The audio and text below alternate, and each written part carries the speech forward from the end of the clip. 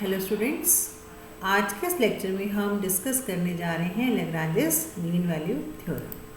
So the statement of this theorem is let a function f x is defined over the close interval A b such that number 1 f x is continuous in the close interval A b, यानी कि function पूरे interval पर define होना चाहिए, कहीं भी interval में function break नहीं होना चाहिए। नंबर 2, जो आपका फंक्शन है ओपन इंटरवल में डेरिवेबल होना चाहिए, मीन्स जो इंटरवल है ए बी इंटरवल उसके बिटवीन हर पॉइंट पर फंक्शन का यूनिक टेंजेंट एग्जिस्ट करना चाहिए। अगर ये दोनों कंडीशन सेटिस्फाई हो जाती हैं then there exist at least one point c belongs to a b, open interval A b, यानी कि इस इंटरवल के बीच में कम से कम एक ऐसा पॉइंट एग्जिस्ट करेगा such that F B minus F A upon B minus A equal to F dash T. तब आपके पास ये जो आपके पास रिलेशन है एग्जिस्ट करता है, अगर ये दोनों कंडीशंस आपकी सेटिस्फाई होती हैं।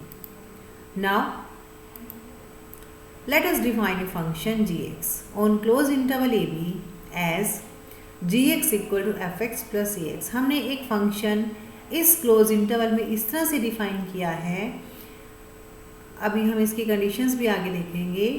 यहाँ पर जो आपका a कांस्टेंट है वो इस तरह से चूज़ करना है आपने such that ga equal to G B के एंड पॉइंट्स पर फंक्शन की जो वैल्यू है, ये जो g फंक्शन आपने इस तरह से डिफाइन किया है और ये एक कांस्टेंट इस तरह से चूज़ करना है कि जी A equal to G B हो। नाउ अब आपके पास ये जी एक्स फंक्शन है, आपने जी ए की वैल्यू निकाल ली यहाँ से, F A plus A capital A, G B की वैल्यू क्या हो जाएगी F B plus A B. और सेकेंड आपने जो रिलेशन था आपके पास सेकेंड रिलेशन, ठीक है, जिसको आपने लिए इस तरह से ए कांस्टेंट इस तरह से ली है कि आपके पास ये रिलेशन सेटिस्फाई होगा, तो बाय सेकेंड रिलेशन आपके पास क्या हो जाएगा, इन दोनों को हमने कर दिया equate, F A plus A this is equal to F B plus A B. यहाँ से आप ए की वैल्यू निकाल लीजिए, तो आपके पास ए की वैल्यू आएगी minus of F B minus F A upon B minus A and से दिस इज 3। क्लियर। अब हम जाते हैं दोबारा से जी एक्स फंक्शन को कंसिडर करते हैं। आपके पास जी एक्स क्या है, F X plus A X. आपको स्टार्टिंग में दिया हुआ है जो आपका एफ एक्स फंक्शन है वो किस तरह का फंक्शन दिया हुआ है, कॉन्टिन्यूस फंक्शन दे रखा है, और जो आपका ए एक्स फंक्शन है वो कैसा है, अलजेब्रिक फंक्शन है, तो दिस इज कॉन्टिन्यूस। तो यह आपके पास ये फंक्शन आपको कॉन्टिन्यूस ऑलरेडी हमें दिया हुआ है, ए एक्स फंक्शन आपका अलजेब्रिक फंक्शन है, ये कॉन्टिन्यूस होता है रियल लाइन के ऊपर, तो हमारे इस इंटरवल में भी ये कॉन्टिन्यूस होगा, तो इट मीन्स ये दोनों फंक्शन कॉन्टिन्यूस है and sum of the continuous function is also continuous function, so gx is also continuous in the closed interval ab। again जो आपका fx है ये आपको given है, this is derivable in the open interval ab। अगर आप ax का derivative निकालेंगे तो वो कितना आएगा, a आएगा, that is defined, वो defined हो गया। इसका मतलब या ये भी कह सकते हैं दूसरी तरह से कि जो आपका अलजेब्रिक फंक्शन है वो डेरिवेबल होता है, तो ax आपका डेरिवेबल हो गया, एफ एक्स भी डेरिवेबल है, ए एक्स भी डेरिवेबल है, तो इन दोनों का सम भी कैसा होगा, डेरिवेबल।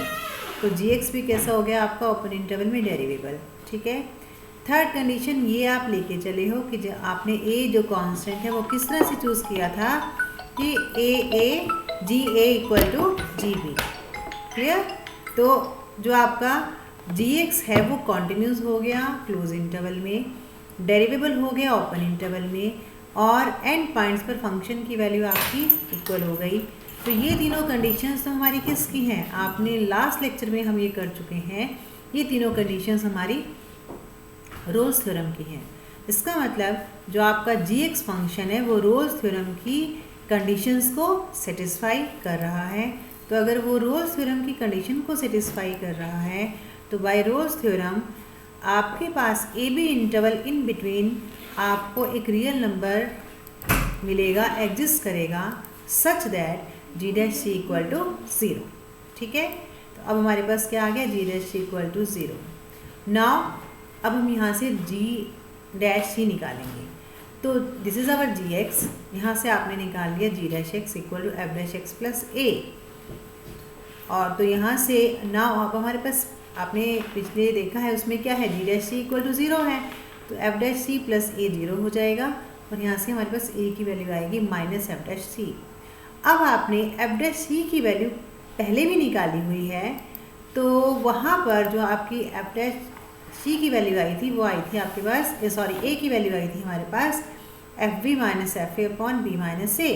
और यहाँ पर आपके ए की वैल्यू क्या रखी है, F dash C with minus sign है दोनों, तो इसका मतलब आप यहाँ से दोनों को इक्वेट कर देंगे, तो आपको जब आप इक्वेट करेंगे तो आपको क्या मिल गया, F dash C equal to F B minus F A upon B minus A, where C line between open interval A B.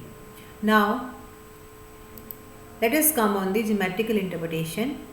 अब हमने जो हमें गिवन कंडीशंस है उसके अकॉर्डिंग हमने वही चीज़ अब ज्योमेट्रिकली ड्रॉ की है, ठीक है।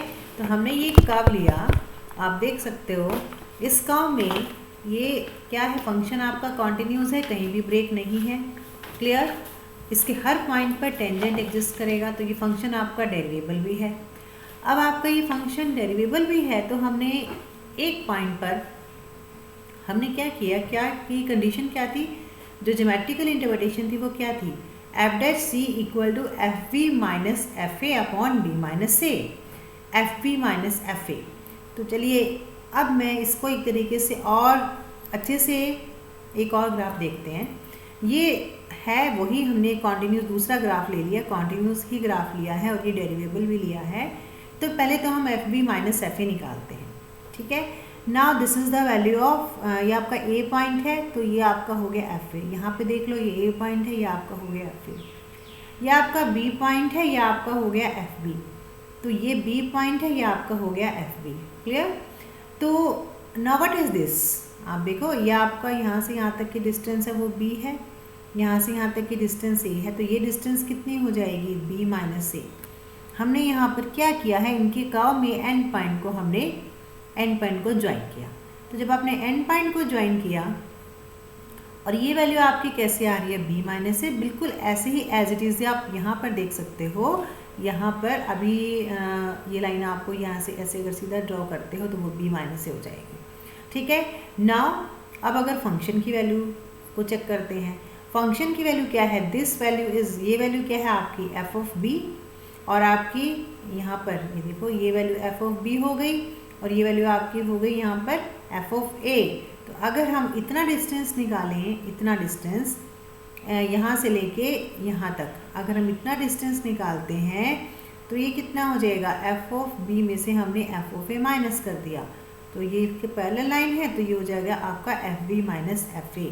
तो this value is F B minus F A, so this is F B minus F A, this is B minus A. अब अगर आप यहाँ से इस ट्रायंगल को कंप्लीट करते हैं तो ये क्या बन जाएगा आपका, what is this, this is our, इसकी वैल्यू क्या बनेगी बताइए, ये क्या बनेगा, F B minus F A upon B minus A, perpendicular over base, F B minus F A upon B minus A. तो ये जो वैल्यू है आप इसको देखें या इसको देखें, what is this, F B minus F A upon B minus A, अगर यहाँ पर आप इसके स्लोप की बात करते हैं तो, ठीक है। एक ज्योमेट्री और आपकी आ गई यहाँ पर।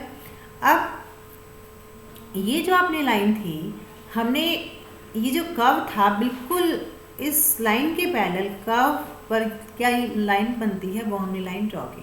तो आपने ये लाइन ड्रॉ कर ली, यहाँ पर ये लाइन है, ठीक है, और यहाँ पर ये लाइन है, और this point is C, clear. अब अगर ये पॉइंट सी है तो ये क्या हो जाएगा, एफ डैश सी हो जाएगा। तो this is our F dash C, जिसको आप क्या कहेंगे, ये आपकी कौन सी लाइन हो गई, टेंजेंट लाइन हो गई, और ये आपकी सेकेंड लाइन हो गई। अब यहाँ पर इसको हम मेरे यहाँ अब ये कंबाइन है, यहाँ पर ये दो जो मैंने जितना भी बोला है वो यहाँ पर कंबाइन है। So this is the slope of the tangent, अगर आप इसको पी पॉइंट कहते हैं, at the point P, and this is equal to F dash C, and this is the slope of the second A B, which is equal to fb minus fa upon b minus a. So from here you can see that f dash c equal to fb minus fa upon b minus a. इसको ध्यान से करना। तो ये हमारी हो गई geometrical interpretation of Lagrange's mean value theorem.